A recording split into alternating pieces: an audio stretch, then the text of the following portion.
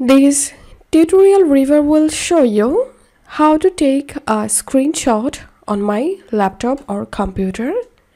To capture a screenshot from your computer is super easy process. First of all, click on this search box and type here snipping tool, and you will get the snipping tool app here. So open it by clicking on it.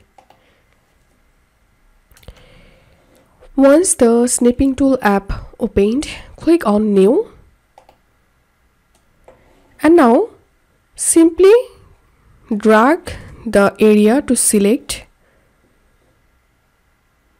and once you selected the area you want to capture, release your mouse and then click on save,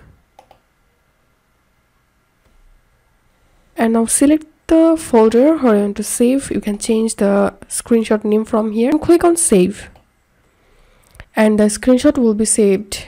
Now you can close this window, and I'm going to open my file manager to show you the result. And as you can see, I've successfully captured a screenshot on my laptop. If you find this video helpful, make sure to subscribe Tutorial River. See you in the next video.